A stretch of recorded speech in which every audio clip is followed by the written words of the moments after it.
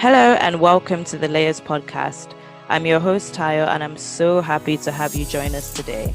The heart behind the Layers Network and podcast is to see people grow. So each conversation we have is designed to have something in there just for you. And I hope that that very thing that you take away equips and empowers you to broaden your thinking, your network, and your personal influence. So whether you're at home, in the car, or on your daily commute, relax and enjoy the conversation. Welcome, guys. Today I'm really excited actually, because today we have the founders and the creators of The Small Chops. The Small Chops is a weekly newsletter that distills social, economic, and political development across African countries. It's a newsletter that gives you bite-sized content that empowers young people across the continent to engage and participate in their communities and in leadership spaces. Guys, I love your newsletters.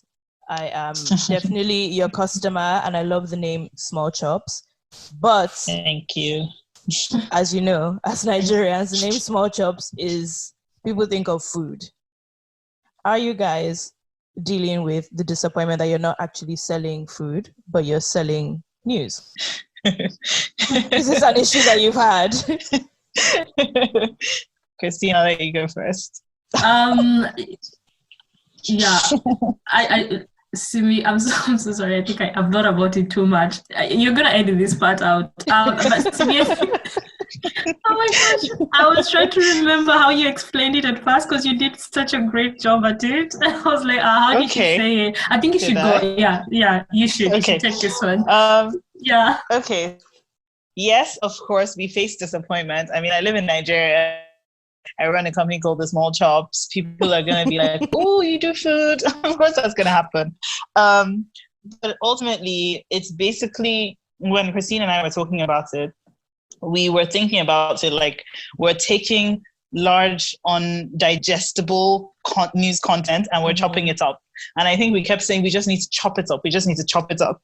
And that's how we started thinking, hey, it's actually just small, we kept saying small bites, small chops, and it just kind of segued. I think it was almost a natural progression, and I think it's a great appeal. Like the name creates an appeal for the audience because people are like, oh, The Small Chops, and you're like, you do news? What does that even mean? Yeah. And I think it's fun. It matches our brand because our news content, like you said, is easily digestible, but it's also supposed to be super engaging. And so we try to be witty, we try to be fun and easy. And I think the name Small Chops just carries our brand ethos and then everything just follows through. And yes, I think we're going to try and fit in a food thing, like a Small Chops thing at some point. Just like, oh, hey, you've been reading the news, you've been engaging with it. How about you actually get the small chops that you've been thinking you were getting? Giveaway, spring rolls. Yeah, so we were thinking about that. I'm not so sure how feasible that is, but yeah, I love that.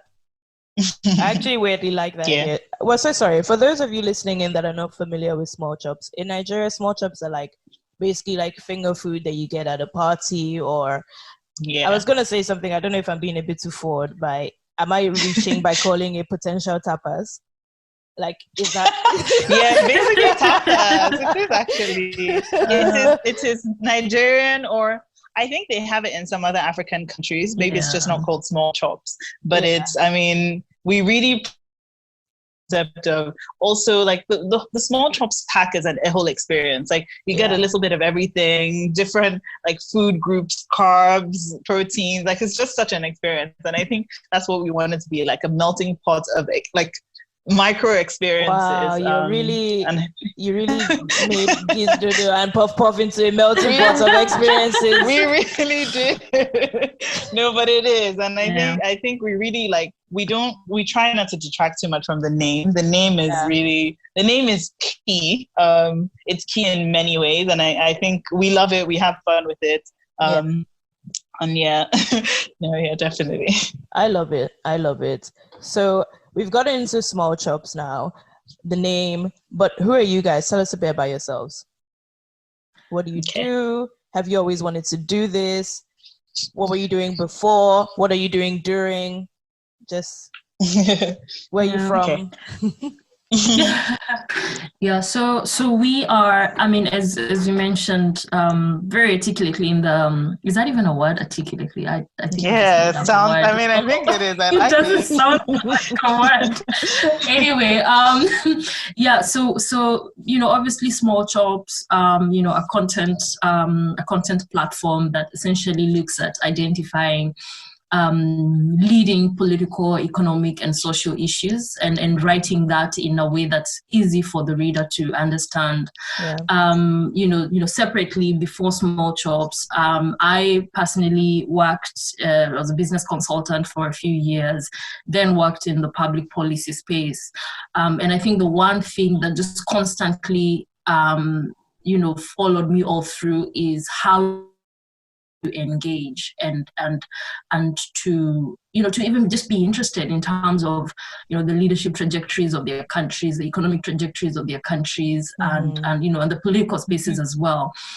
And what constantly our my theory was that there's a lot of, obviously, like there's so much voter apathy. Young people just don't care to wake up and vote. And one thing was either they feel powerless, right? There's been so many leaders who come in and promise, and a lot of them vote hoping that or don't, like, but there's this overall hope that this one person, he's just gonna be that one person to actually get us onto that other side. But overall there's just a lot of voter apathy, and this idea of feeling helpless as young people. And so for us, the key thing was, how do we write, or how do we get people to engage with what's happening in their countries? And the first one is information. If people are more knowledgeable, if they know what a certain policy is actually going to do 2 years down the line, 5 years down the line, then maybe, just maybe, right, they can actually be interested. And so for us, it was, how do you have people understand all these policy issues, write it in a way that people can understand, and then hopefully then that empowers somebody to not only engage with other people in like an intellectual manner in that conversations, but also be able to question their leaders and be able to to even understand what it means to support a policy. What exactly does that mean? And that's essentially what we are hoping to bridge. I love that. Yeah. I love that. Yeah, I mean, I really couldn't have said it. It's very hard to add anything to that. But who I am, I work in strategic communications. I have been for the past 4+ years. It was what I studied in uni, and it's basically been my field. And so I think that when I started working in communications, I started trying to find my feet, and it was often hard to find the actual purpose of anything that I was doing. And so I was on a quest for more social impact initiatives. How can I make more impact with what I'm doing? And I've always fashioned myself to be a content producer. I'm making air quotes, but really, I should be able to own that now. I'm a content producer. It's what I love to do, and I think I am good at it. So it's about merging this gift with my desire to make more social impact. And honestly, Small Chops came about kind of like at the perfect time. I think also because Christine and I were working together at this company, and she was about to leave, so the idea kind of landed on us perfectly. I got really frustrated because I would ask people experts, policy experts, to explain to me, to explain what was happening with this policy to me, or explain what the CBN was doing. And I remember having a particular conversation with this guy, and he completely frustrated me. It was like he was intentionally trying to get me to see how much I didn't know. And I remember thinking, there's nothing wrong with not knowing, because I'm trying to find out more. And if for instance, everybody's presenting the news to you in this way, where it's, you hit a wall and you're hitting more walls, then what's the point? Why do you want to engage with it? So I went to Christine, super frustrated, and I was just like, I don't even understand people. Why do they try to make things so complex for you? Isn't it just so simple to say A, B, and C? And I was just ranting. And she was like, you're so right. Everything, if we could just like chop up the news, and obviously, and so we started talking about ways that we could actually make this into a real thing. Like, who would be the audience? Who needs it the most? And we realized young people, because they keep saying we're tomorrow's leaders, but what does that even look like? And how do we become tomorrow's leaders if we don't understand the implications of the things that are happening today? And so it's really about young people, but also we kept thinking about the people at the bottom of the pyramid, and how do they know what policy affects them, and how and why, and what their rights are. So that's one of our longer term goals as well. But for now, it's really about empowering young people, getting them to engage with news, engage with what's actually happening. And I think we do it in a very interesting way, because it's funny. You remember, in fact, I think sometimes after I sent out the CHOP, I would be talking to a friend a week later, or maybe I would be talking to a bunch of friends, and I would hear one of them reference something that they read in a CHOP, and I was like, yeah, go girl. Like, yes, this is what it's all about. It's so rewarding to feel like people are learning and actually growing. And I have a few friends who have started to think about new businesses. So I think ultimately it's really about just giving people the tools that they need to lead. And I think it helps to bring my communications and my desire for social impact together in the perfect way. And with Christine's amazing policy brain, I think together we just kind of unravel the news and unravel the happenings. And it's a lot of fun, honestly. It's so much fun. I love that. So I love what you said about people are always trying to make this thing seem a lot more complicated than it is. So like I did international relations, and then I went and did global media for my master's and all these things. And I remember asking someone, I was like, can you just explain to me, I think I asked them, like, just explain to me in a nutshell, private equity. I think I can't even quote to you what the person said, because I don't remember what the person said, because it became a whole thing about Forex and then this and then the trades. I was like, okay, we're done now. Girl, that's enough. And actually, a 1 minute YouTube clip helped me a lot better with that. You could have just said all of that in literally a bite-sized content that you were able to engage with. I have a question about the news. So are you guys learning as you're going? Like, what's the content production like for you? Are you learning? Are you kind of sourcing out news and being like, oh, this is really interesting, people should know about this? Like, what is your process? Okay. Christine, do you want to take this one? Yeah, I think it's, we don't have a one particular process in terms of the process, right? There are stories that are happening, and they're very much current, right? Say, for example, a few newsletters ago, we did one on COVID-19 and what various African countries were doing. So obviously there are the issues that are happening right now that we feel definitely, as an entity that wants to be a leading voice on African issues, that we definitely need to jump on board. So there are those cases where these issues are happening right now, and we definitely need to, create content for our consumers. So there's that one lens. And then there are also other issues generally that, we would also just be doing our overall reading of the news, and we think, okay, this is quite interesting. Case in point, the last piece that we did on the Ethiopian Grand Renaissance Dam. That's essentially this been built in Ethiopia to generate power. And so there are those stories that aren't necessarily making headlines at the moment, but we feel that it's really important in terms of pushing that dialogue around economic development on the continent.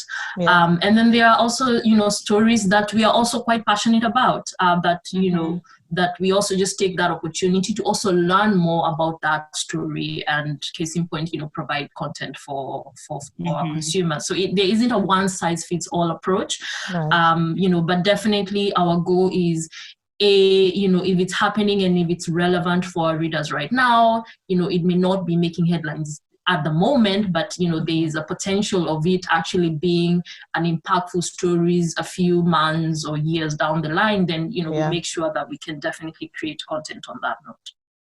I love that. Yeah. That's really great. I love what you said about the impact. Perfectly said, actually. Yeah. Sorry, Simi, go on. No, it's okay. I was saying that's perfectly said.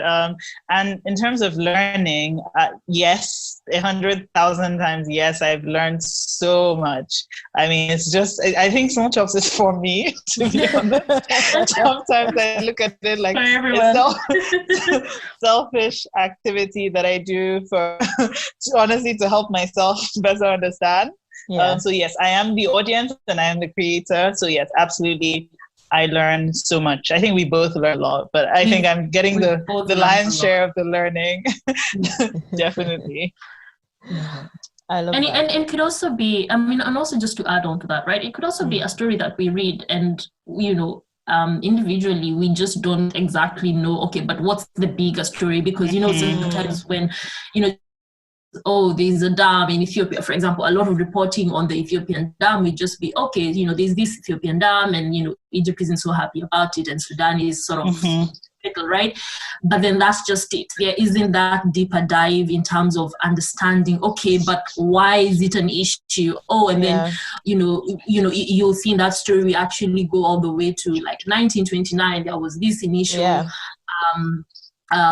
agreement that was signed, and then flash forward 1959, there was this other agreement that was signed. So we also like to not only just tell you what's happening, but also what's the history and why is it happening? Why is it important now? And what does that look like a few years down the line, right? Based on the story itself, as well as the other stories that are that are relevant to that story as well, that are happening in other countries, right?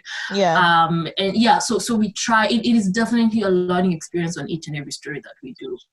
I love that. I think that's really great, because even what you were saying about you give the backstory. I find that, for example, when speaking about Africa, people get tired of hearing, well, Africans themselves, but people just in general get tired of hearing about the slave trade, colonialism, all these things, because it's kind of like, oh no, but we've gone past this point. We've been independent for this long. We should be at this point. How do you guys feel about that in terms of, I think everything is super connected. It's most of the things, the way we work, the way we trade, the way we interact with each other is very much something that was constructed. So do you feel like that's always an important component to a story, or can we just do without that? I'm not really sure that I understood this. Sorry, can you just say it again? Okay. So for example, we could be talking about Cameroon and how they are, Cameroon is kind of split English speaking, French speaking, and then they have these issues with how they do their classrooms. And then someone could say, oh, but this is a thing that was kind of constructed by France when they were here. And now that they've left, it's still something that's carried on. But people could be like, nope, sorry, we've been independent for this amount of time. Why does that matter now? So when you, Christine, said about the backstory, for example, with Egypt and how it was the British that kind of constructed that whole kind of system, do those things still matter in the storytelling of Africa today? Or can we do without them? So much. Oh my gosh, yes, so much. I think that this is one of the things that Christine and I spend a lot of time like playing with, because it's just, I think it's both frustrating and a necessary path to understanding why we are where we are today. I think also somehow we might have this little underlying theory collectively that this independence that we have is not independence. Everything is, and I think we did a piece recently on Zimbabwe, just asking, is Zimbabwe really independent if they've been fighting this battle, the same battle for 40 years over land that was theirs, that was taken away from them when the Europeans came and colonized the land, and then they kicked them out, and over time, like they're still fighting that battle in 2020. And I think honestly, it is. I think it might forever be an inherent part of our history, like of our future development, but I think it's brilliant lessons. Most of them present really amazing lessons on how with foreign bodies and how to relate with like foreign organizations. I think the IMF itself, for example, sometimes feels like a whole country of its own. Yeah, and I think that the learnings that you take from the leftovers of colonialism help you to know how best to relate with them, and how to relate, because we need each other. I think that that's always going to be a thing, especially with globalization. We still need each other, and so it's not about removing ourselves from that global equation entirely, but knowing how not to repeat the mistakes that will cause ripple effects for future generations. Because if we're still cleaning up messes today, messes that we may never clean up in our lifetime, should we not then learn as we enter this new phase of colonialism? Should we not learn how better to engage these international bodies, and even just new countries that we're now engaging with? China is one that pops up in every other sentence. I mean, are we taking those learnings and applying them? And personally, I don't think we are, but I think it's now to empower the young people who read the small chops, for example, to know what has happened and know how best to lead better, know how best to engage with the international world around them that's not going anywhere anytime soon, COVID or not. And I think it makes us better leaders generally. But yes, absolutely, I think it's an inherent part of in fact, you will find that in most of our articles, it seems like every time, and I think in this particular chop on Ethiopia, we had to delete a line because we were like, we say this a lot, that it goes back to colonialism. Like, it does. It always does. But I think we now agree that every single thing does. And now it's about just taking those learnings, helping people to chart better paths for the future. Great. Absolutely, that is such a beautiful assessment, and it just also I go back to the story as well on Zimbabwe, and I was speaking with a friend of mine from Australia after that piece went out, and she was like, oh my gosh, there was this growing up in Australia in the 90s and in the 2000s, there was a lot of material, there was a lot of reporting on Mugabe, but never was there the reference that the English people actually like backpedaled on the promise around providing, financing and all that. So it's about how is the African story being told? Yeah. And for the long time, there's this, I believe it's a Nigerian proverb that talks about until I think the lion, like when the hunter is telling the story of the lion, something about, the lion, I forget how it reads, right? But it's essentially around the issue that, the hunter is always the one that's telling the story, then the lion learns to tell the story. It will always glorify the hunter. Yeah. Perfect. Yep. And essentially, we felt that we were Africans and we need to tell the African story from an African lens.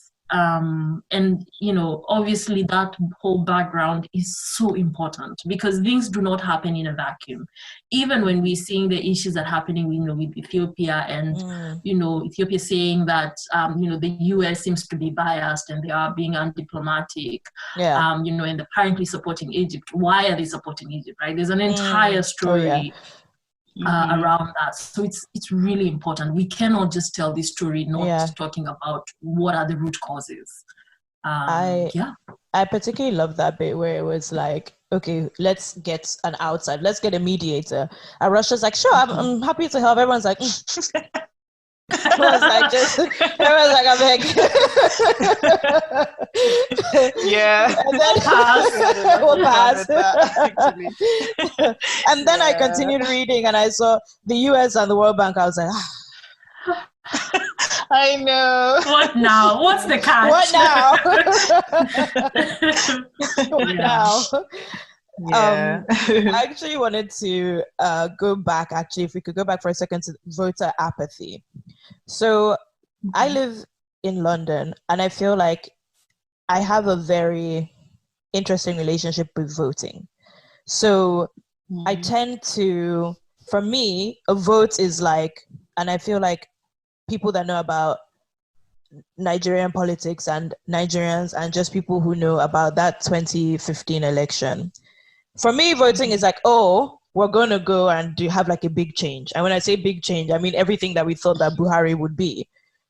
And that for me, that's like, okay, we're going to vote and there's going to be a big change. But I feel like that's because I'm Nigerian, and if you are going to vote, it's because you really, really want something to change. Whereas I live in the UK and I'm like, it feels like if I vote for Labour, if I vote for Conservative, I vote for Lib Dems or whatever the case may be, the impact is not going to be, for example, as massive as if Buhari came in and we were done with corruption and we were all these things. It's like all these small impacts, but they impact on a much wider scale. So I tend to find that when it comes to voting, if it doesn't feel big and monumental, I'm just like, what's my business here? Yeah. Like that sort of thing. That makes sense. No, I feel like in a way, it's a negative thing because it's like you said about the apathy. It creates that kind of gap where I just don't really want to interact with the small things because you feel like you make your own headway anyways. If that makes sense. Like I always feel like I just make my own headway anyways. Like where the government is falling short, you tend to that definitely makes a lot of sense. Yeah, no, it makes a lot of sense. It's definitely something that we are trying to counter with the small chops, but I think somebody puts it to me in a very interesting way that I don't think I've ever let go of. And I say ever, being that I've only voted once because I've only been in this country for one election. Yeah. I think they said go and vote not necessarily for the leader or the change that you want, but so that you get to have a say in what happens. So that when you contribute to, raving and ranting about what hasn't gone right and what's going wrong, it's somebody like you have the right to contribute to that conversation. Yeah. And it made me feel like voting is not so much for the entire activity and the fanfare of change, because I think the change that we often have in our heads is a little bit irrational. Yes, we're in a developing country, and yes, like the stench of corruption is perhaps a bit stronger, and so having somebody who's fighting that one battle is a radical change. Yeah, I agree. However, I think voting needs to evolve from that to just using your power, not necessarily to transform the nation, but because you have the right to, and so that you can contribute to conversations with a right. I don't know if I'm explaining it. Like yes, you have a stake. Yes, exactly. It's a stake. You legitimately have a stake, and I think people should be encouraged to make their way while simultaneously.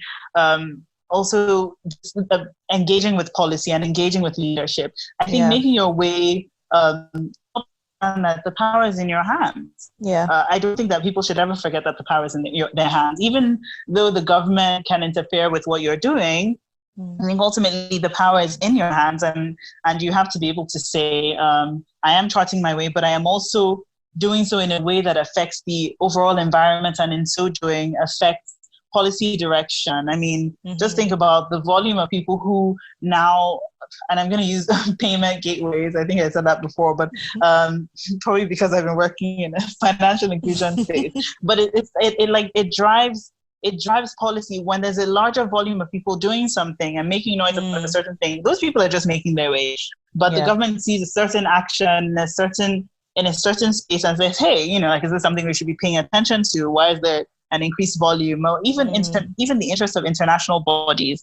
I think that those two things can work simultaneously. I think we often talk about it as though if you make your own way, then the government nothing to do with the government. You have nothing to do with voting. It doesn't really matter. But no, not quite. I think we have to be able to understand that both of those things have to live simultaneously. People should be encouraged to chart new paths, create new territories, break new boundaries, while holding their leaders to account just by going out and saying, look, I'm going to use my right and say, this is the person I want. Whether or not that person actually comes in should not affect my ability or my decision to go back again the next time. It's just about saying, I have this tool and I'm going to use it, whether because it's the one thing you can't take from me. I love that. It's great. Super. Absolutely. I agree 100%. And I'm from Kenya, and right now there's been a lot of calls for a ballot revolution, for example. What does that mean for our listeners that may not know what that means? Right. I guess a lot of people have realized that for you to actually make a change, you need to vote out bad leadership. And what a lot of activists right now are saying that, look, guys, like, let's show up in the next election, I believe it's in 2022, and just vote out bad leadership. You know, and it's around that. Oh, there's a bit of a buzzing sound. I don't know what's. Is it me or is it? Can you hear me? Yeah, I can hear you. It's a weird sound. Yeah, go on. It was to me. Okay. We'll start again with the ballot leadership. So what is? Yeah, ballot revolution. We've been talking about. Yeah, no worries. You know, there's been a lot of referencing right now in Kenya around ballot revolution and just saying, hey, look, you know, let's stop voting and complaining on Twitter and actually show up on that day and make a difference. And you know, and I know you compare, say, the UK and a lot of African countries, which are more or less around the same phase, whereby, you know, obviously here in the UK, the institutions are, you know, like, you have powerful institutions that have already been set up, and, you know, you've had decades and decades of actually, you know, trying and making sure systems actually work. Right. And unfortunately, in a lot of these emerging democracies and in a lot of these, you know, African countries, you know, in as much as we compare, Singapore was in the same phase that we were, you know, in the 60s and all that. Well, you know, we are not at that level, right? So that's the first thing that we have to acknowledge and realize that the leadership at the top, because we are working in institutions in countries whereby institutions are not as powerful, right? You know, and by that I mean, you know, the bureaucracies, you know, like the Ministry of Health does not have as much capacity to actually implement if it's not getting the right political support, if it's not getting the right budgetary allocations, right? We don't have such robust institutions in place. So now that means that the people who are leading the country, the people who are heading those institutions, those are really important, because those are the ones who are going to make or break policies. Those are the ones who are going to break the trajectory of the nations. And so that's why voting and leadership is so important for Africa. Yeah. Because you need to make sure that the person, you know, that is the person that's heading those institutions, the people that are heading the country, is actually somebody who, you know, who has the right sort of set of policies that they need to implement. You know, somebody with the right track record. You know, somebody who can actually get shit done. You know, sorry, I don't know if I'm supposed to. It's fine. But anyway, you know, like, people who can actually get shit done. So that's why voting, you know, and actually just showing up and electing leadership, it's so important for a lot of these African countries, because those people are the ones that determine the trajectories that the country, you know, sets on. Yeah, absolutely. Yeah. I think there was, so I know that I agree, we're just simply not on the same, we're not doing the same thing Singapore is doing, and we're not doing the same thing a lot of Western countries are doing. And one thing that I found is, I feel like our leaders in Africa across the board don't even know the policies, the laws. They don't know these things. So, for example, we're not going to have a debate, like a presidential debate or a local government kind of like, okay, so what is it exactly that you are doing? What is it exactly that you believe? Like, what exactly is your stance? So someone once asked me, in Nigeria, what are your political parties like? He was like, how do you vote? Do you vote like more liberal or more conservative? And I was like, maybe this is not a fair assessment. Maybe you can correct me, Simi, if I'm wrong. But I just said, to be honest, I feel like Nigeria as a whole is just one conservative party. Like, we don't need to differentiate between who is conservative, who is liberal. It's kind of like, that's not really what we're talking about here, if that makes sense. Like, that's not really, like, no one's really thinking about that. It's more so, what difference can you make?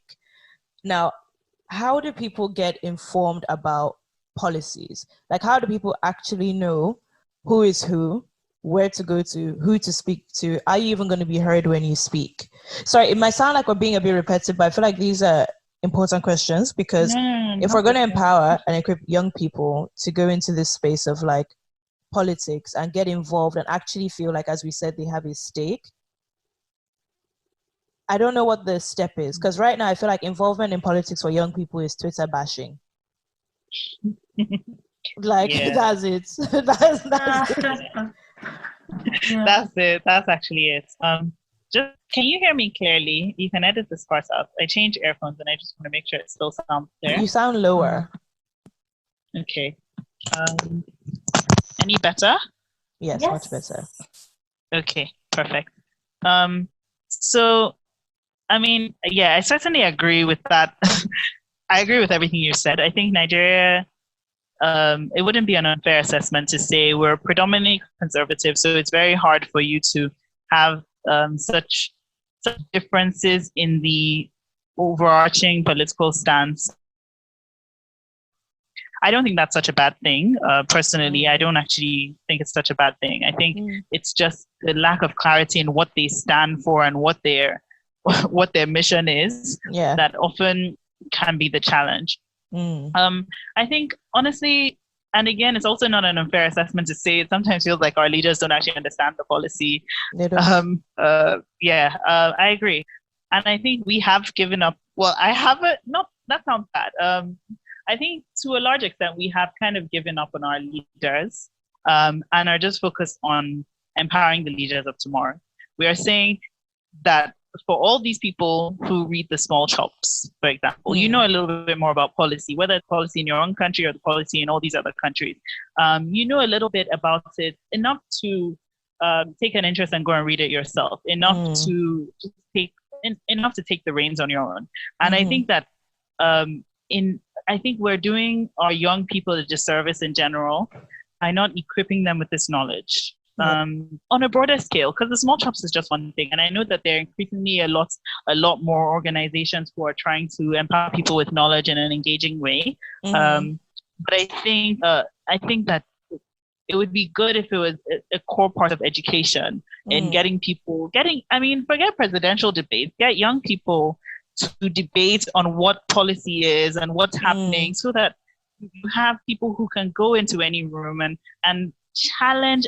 And I say this again, and challenge international bodies before they present you with ridiculous, hard, tight agreements that you can't get out of in 40, 50 years. I think that, so personally, and I don't know if your team would agree with me, I've kind of given up on our leaders in like, you can't, it's not wrong. You can't teach an old dog new tricks. And sometimes it's that they have gotten used to a comfortable way of life. They fought for so long for independence. The people who fought for independence are in leadership. I think they're tired.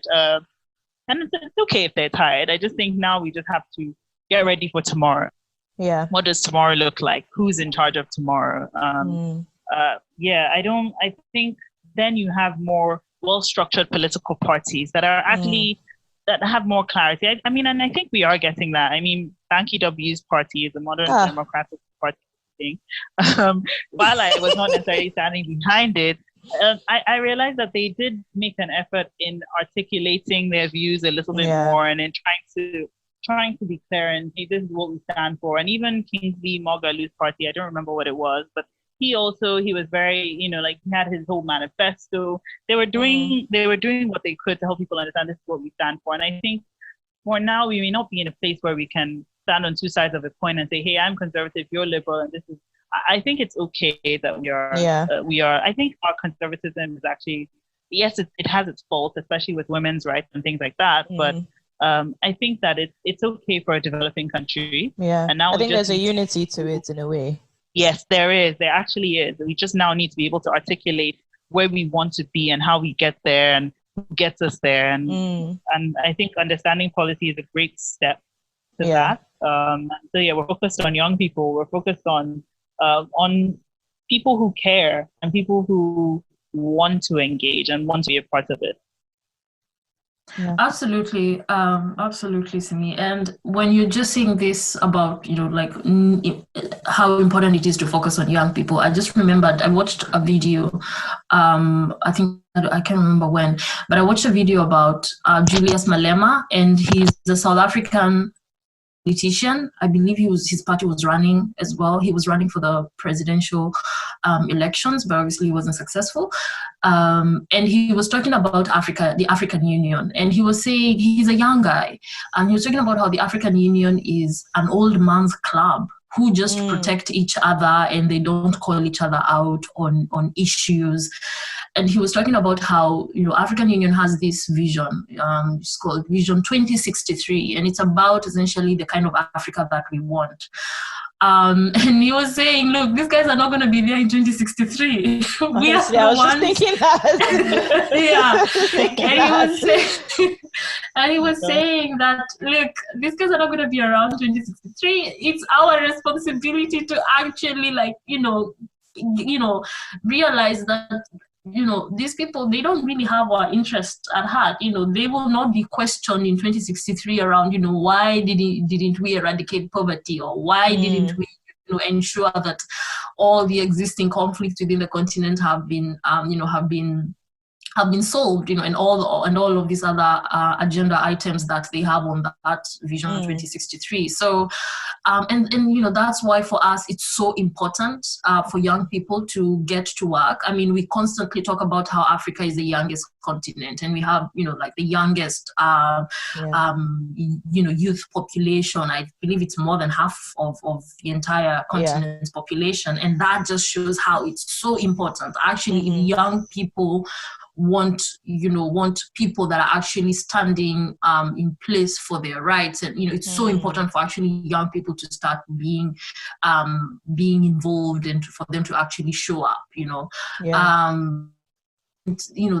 Hence our whole entire value proposition.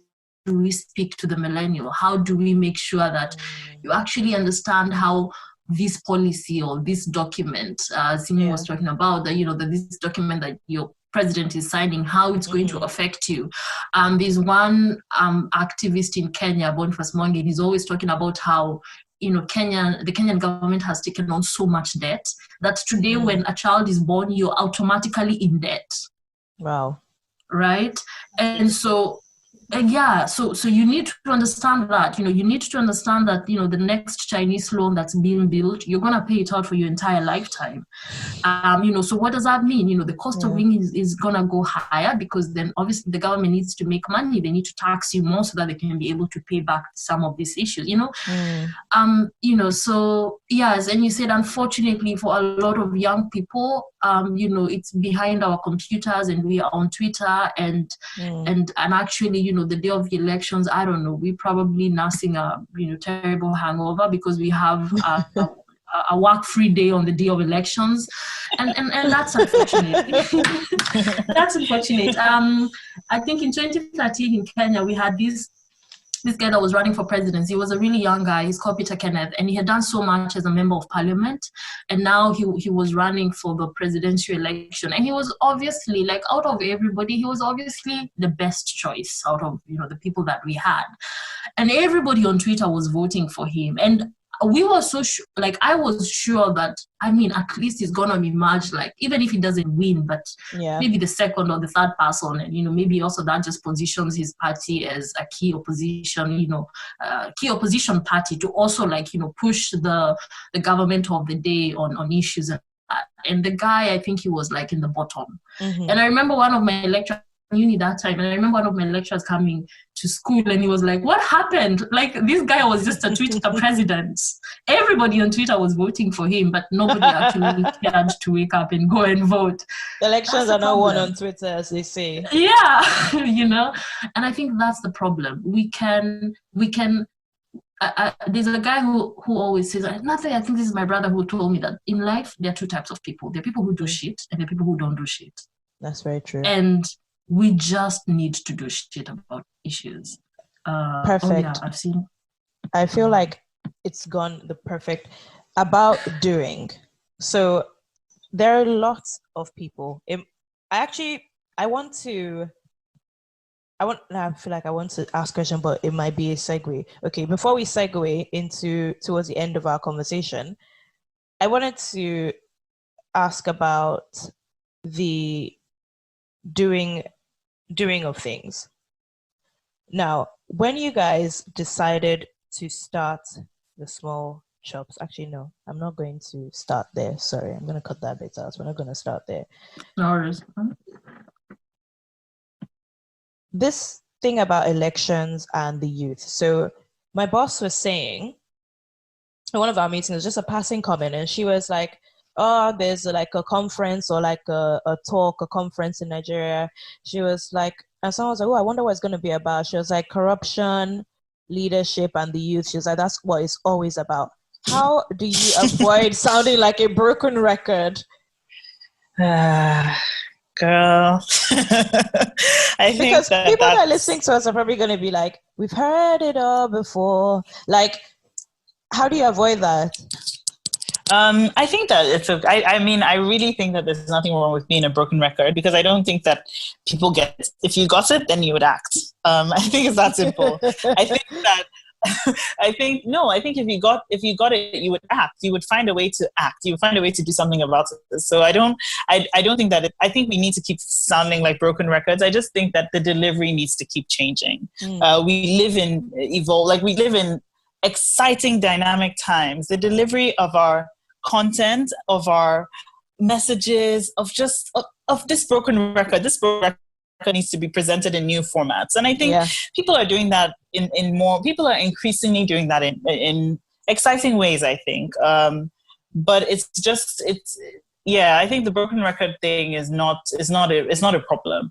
Yeah. I think for the youth, however, there has been a lot of apathy. I mean, I think even personally growing up, I remember as a teenager, my dad would be like, you don't even know what's happening in your own country. Read the news. I'm like, yeah. Meanwhile, you'll be fighting Joe Biden's battles on Twitter.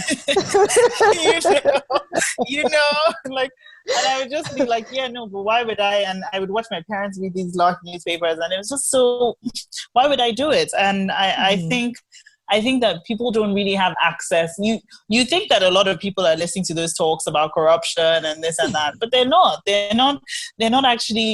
They're not getting critical messages that empower them to do anything about it. They're not. Yeah. You sit at a conference and people say the Nigeria of tomorrow is this and this and this. The Africa of tomorrow is this. The Kenya of tomorrow, you hear people say these things, and you hear about what we need to do. People keep spending time saying we as the nation need to. Our leaders need to this. Our leaders. Okay, I've heard you. That's all. We've heard. Let's take it one step at a time. Let's say you are a lawyer, and you're a lawyer. What a lawyer is thinking. What can I do? Each person needs to realize that they can play a role where they currently are. Not everybody needs to run for office. Can we calm down with the running for office? Not everybody needs to not everybody needs to be on the ballot. Where is it that you work currently, and what is it that you can do in that space? And I think, honestly, I hope that the small chops can be a testament for that, because for us, it's literally like you're literally writing a newsletter. Ultimately, if you look at it as a newsletter, it means nothing. It's absolutely irrelevant and inconsequential. and we have to fight the urge, I think, to realize that it is more than a newsletter. It is empowerment, it is access, it is information, it is knowledge, it's power. Like, it's all of these things. And yes, it may sound high and mighty to say that, but I think each person then has to take thank you. Each person has to take a minute and look at what it is that they do and see how it can be done. You see how it can contribute to the greater good. We can't have enough people doing more. So there's absolutely nothing wrong with the broken record. I repeat. I just think that people haven't gotten the message. So we're gonna keep repeating it. The broken record is for those that are hard of hearing. I mean, that's the same. Absolutely. Hard of hearing. Absolutely. I wanted to talk actually about contributing where you're at. Like, I feel like our generation now, our society, impact actually means something that is big, that is explosive, that is, I'm creating this company and it's going to be the next Facebook, Uber, this, that. Like, actually, your contribution could just be in changing mindsets. Your contribution could be volunteering a weekend in a month and teaching girls coding or something. Like, your contribution doesn't always have to be big. But what I find right now is a lot of people that want to start things and they're great ideas, and then they just stop. It's almost like they start, there's a will to start, and then it could end there, and they could start, and in the first few weeks they're going, and then they stop. I wanted to ask, when you guys, what was the biggest thing that you felt, oh my gosh, you want to start this, but you were kind of like, it was like a road sign, kind of? I think that's a lovely question, Christine. That I'll pass on. Wow. Yeah. My gift to you, Christine. Oh, this is funny. I mean, wow. Do you...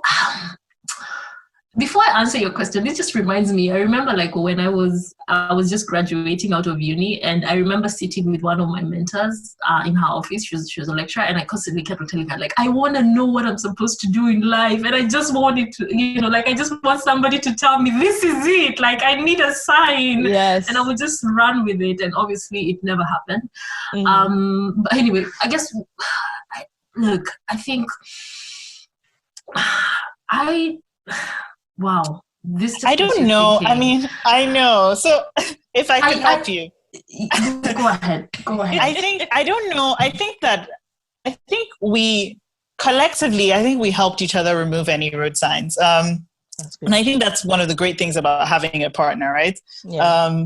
It's like anytime I said, but what if we need to reach these people, and what if these people don't, she would then, Christine would say, okay, no, but think about it like this. And I think it has helped. So currently, I think the reason why we're struggling to think of our road signs is because ultimately we've helped each other to take them away, that we now can't really remember what it was that we felt was really a hindrance. I think if it was, maybe it's technical, like, okay, what newsletter platform do we use? Or do you know what I mean? Yeah. How do we build a website? It was never a road sign. It was just a little, it wasn't even a bump in the road. It was probably just more like, okay, like directions, GPS. Okay, go left at this. Okay, go left means build a website. Okay, what does that look like? It wasn't really a stop sign per se. And I think that has been a gift. It's been a gift, honestly. Yeah. That's great. And I guess, absolutely. And I think we're still figuring it all out, right? Mm-hmm. We envision Small Chops not just being a newsletter, right? It being, a bigger company, a bigger initiative that, Simi, for example, initially talked about how obviously right now our main audience is the millennial, but, we also want to be able to reach out to that man on the street who does not have access to the internet and, is not reading our newsletters and doesn't have access to email and all that stuff, right? So we definitely are still building this idea as well, it's not really an idea anymore, but we're still definitely figuring stuff out. But I think I guess it was also like a perfect opportunity in that, we both collectively knew what, we knew that we wanted to do more than just what our day job at that point entailed. And, we were definitely able to identify the gap that we wanted to fill. And I had my own background. Simi had, her background as well. And we were just able to come together and make something beautiful. So obviously, there was that opportunity that also met the fact that we had been equipped in our different walks of life to actually create this. I feel like that's you, Simi, going off in the background. Was that Simi? I'm so sorry. I knew it was just don't know why. That it was you. It's always me. I'm so sorry. It's fine. Christine, did I interrupt the last part? No, I think I said everything. Okay, I'm so sorry. Honestly, I think I'm the bad egg today. It's fine. This is basically what you go through, and you're recording during COVID, and everything has to be virtual. People standing up in their underwear, people's kids walking into meetings. It's just, it's just what it is. It really is. So, would you guys say that you are definitely? We've only got about 10 minutes left. Would you say they are definitely the feel the fear and do it anyways people? Simi's like, I'm not. Nearly not. I laugh.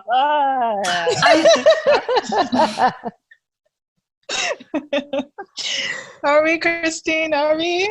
I mean, I think, look, I think fear is like the greatest holdback ever.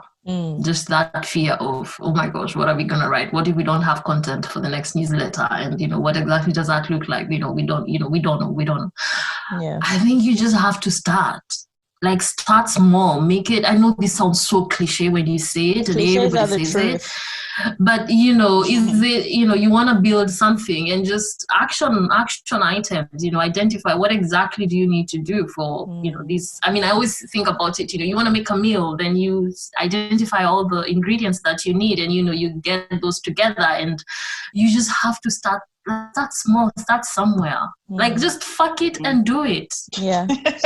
Seriously, start where you are. Yeah. So I have a different take. I don't think I was ever afraid because I was frustrated. So it's more like feel the frustration and do it because of the frustration. I think I was genuinely frustrated with people just not being so you're naturally a problem solver. I think honestly that's really what I am. I'm a problem solver in my relationship. I'm a problem, I wanted everything to be simple. I think, and that honestly is anytime I read anything and I find somebody starting to dance around something, I'm just like, but what is it that you're trying to say? And it's ironic because I think sometimes when I speak to people, they're like, well, what is it that you're trying to say to me? So I think the paper is my friend. And I think honestly, frustration propelled us such that the fair honestly kind of took a back seat, because it's like, our continent can be great. Come on, guys. Our continent, we can be great. Our people are great people. We have potential. We have talent. Yes, we were colonized, and they're, we're still cleaning the bruises. We're still hangover from that. Yes, we were. But can we not? I think it's the frustration, and it's also we found that, look, that helplessness kept directing us. So being frustrated, feeling a little bit helpless, and saying, what is it that I can actually do? Yeah. And I'm, I'm frustrated with it, but I can't do much. So what is it in my own space that I can actually do? And I think and again, having a partner helps the fear to fade away. Yeah. And I think together. For me, it's a little bit, it's better together, because you then have somebody that just kind of encourages you. Look, no, we can do it. We can do this. Somebody who, okay, you guys are like, oh, our vision is not aligning now. How do we sit down and that's not to say that Christine and I are like BFFs, hunky-dory, roses and butterflies. No, but it's that we are fostering a relationship, and we have each other's back, and we're saying, okay, how can I help you? Oh, I'm starting to be worried about this. Oh, no. Do you know what? Just sit down. Let's take a minute. And it helps. Honestly, for me, I don't know necessarily that I would have started the small chops if there wasn't somebody who I felt was carrying the other half of the stake. Yeah. And that's not to say that I don't do things in my personal life by myself. Oh no, I do. And I find my way somehow. But I think with this and with the potential that the small chops has, I think sharing it was a gift, and it's quite nice. It is quite nice. So yeah.